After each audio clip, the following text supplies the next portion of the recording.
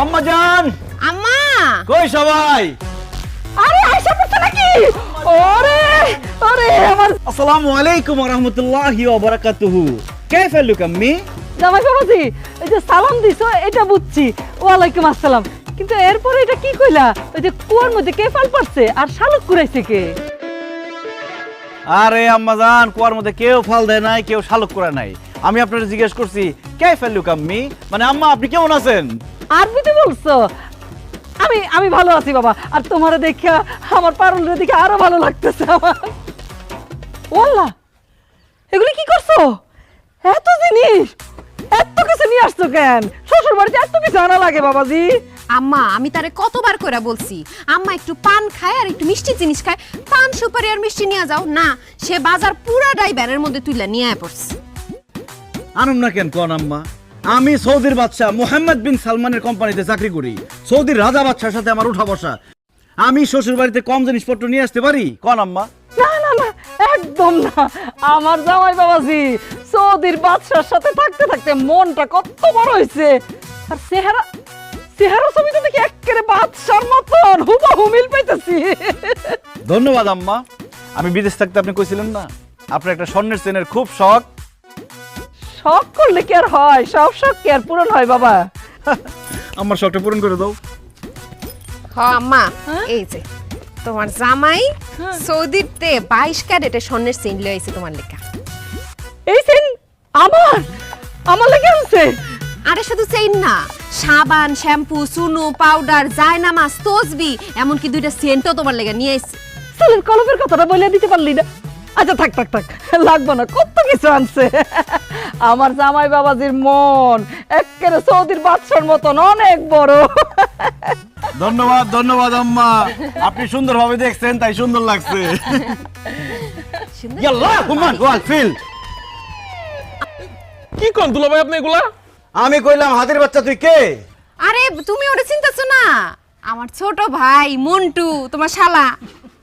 কি মন্টু? তোমার যখন দেশে রেখে গেছি তখন কি চিকনা পাতলা ছিলা, তুমি এরকম স্বামীক হয়ে গেছো কিভাবে? মোটা হয়ে গেছো কিভাবে?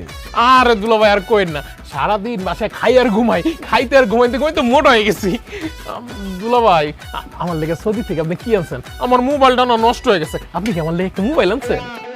আরে তোমার যে একটা মোবাইল লাগবে সেটা আমার জানাইবে না তুমি? আমি তো আমার বোনের লেগে একটা টাচ মোবাইল নিয়ে আসছি, আমার সময় একটা নিয়ে আসতে পারতাম না? ইমো তো জানাই দিবা না তুমি? আপনার এই মধ্যে ফোন দিই না ডরে, আপনার ফোন দিলে তো আপনার ফোন কাটেন না, খালি কথা কইতেই থাকেন। কি আর করব রে ভাই, দেশ থেকে কেউ ফোন দিলে ফোন আর রাখতে ইচ্ছা করে না। আচ্ছা ঠিক আছে, এবার যখন বিদেশ যাবো তোমার লেগে একটা টাচ মোবাইল নিয়ে আসুন। না না দুলা ভাই, আমার টাচ মোবাইল লাগবে না, আপনি না আমার একটা হুন্ডা কিনা দেন, আমার হুন্ডার খুব শখ। আরে হুন্ডা তো কিনছি।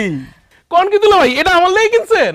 এটা আমার লেগে কিনছি, আমি চালামু, কিন্তু আমি সৌদি যাওয়ার আগে তোমার এটা দিয়ে যাবো নি। থ্যাংক ইউ দুলা ভাই, থ্যাংক ইউ। আচ্ছা জামাই চলো ঘরের ভিতরে চলো, আজকে তোমার পছন্দ মতো সব রান্না আমি নিজের হাতে করবো। চলেন। আচ্ছা ঠিক আছে, যাও সাবধানে। আরে ছোট বোনের সাথে চাবিটা দাও। পারবো এই ঘরে সব। বাবাজি রান্না কেমন হয়েছে? হয়েছে মোটামুটি আম্মা, খুব একটা ভালো না। কি করলেন আপনি? আম্মা এত কষ্ট করে রান্না করছে সারাদিন লাগায়, আপনি কইতেছেন খান ভালো হয় নাই। রাগারাগি করতেছিস কেন? আরে জামাই বাবাজি কি দেশে থাকে নাকি? হ্যাঁ, ওই যে বিদেশে বাদশার সাথে বসে বসে খায় না, কত মজার খাওন। আচ্ছা জামাই বাবাজি, আমি একটা প্রশ্ন করি। করেন আম্মা। এই যে তোমরা বিদেশে যে এই খানা দানা খাও, এই খাওন দাওনগুলি কেমন? কি আর কম আম্মা, বিছানার মতো একটা প্লেট, এই প্লেটের মধ্যে পোলাও, ডিম, আস্ত মুরগি, আস্ত খাসি সব একসাথে থাকে। আমরা 10-15 জন একসাথে খাই। কি কও, আস্ত খাসি আস্ত মুরগি খাও, তোমার ঘিন লাগে না? কি কয় আম্মা, আস্ত মুরগি কি কাঁচা থাকে? রান্না করে আস্ত মুরগি, রান্না করে আস্ত খাসি খাই, কি লাগবো কেন? তাছাড়া সৌদিতে আমরা আস্ত খাসি, আস্ত দুম্বা পুরাই খাই ভালাই। আস্ত খাসি আস্ত দুম্বা বলে পুরে খাই, এটি খাই কেমনে?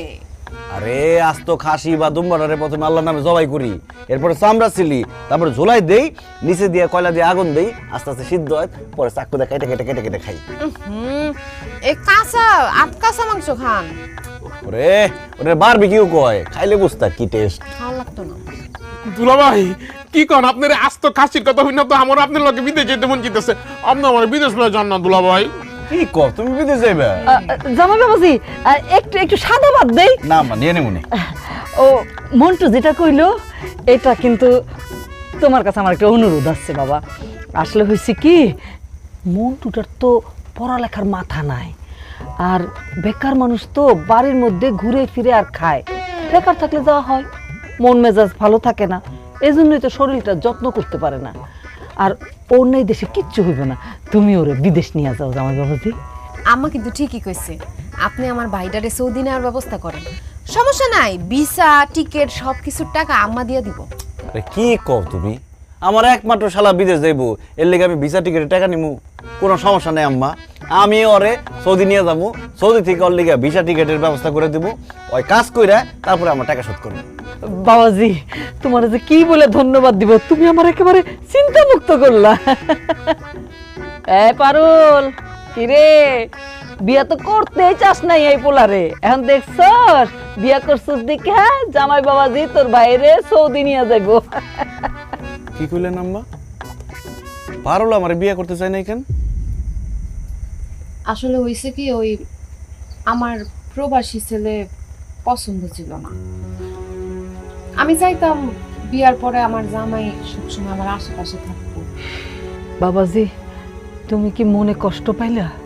না আম্মা, কষ্ট পাওয়ার কিছু নাই, এটাই আসলে বাস্তব। প্রবাসীকে টাকায় সবাই খাইতে পারে, ঘুরতে পারে, মজা করতে পারে, কিন্তু প্রবাসীকে কেউ বিয়ে করতে চায় না। দুলাভাই আপনি মন খারাপ করেন না, আপা আগে প্রবাসী পোলা পছন্দ করতো না, আপনার বিয়ে করার পর থেকে প্রবাসী পছন্দ করে, তাই না আপা? এই আম্মা দুলাভাই গরু মাংস দাও, গরু মাংস দাও। জামাই বাবাজি একটু দেই। না না আম্মা, থাক, দরকার নেই।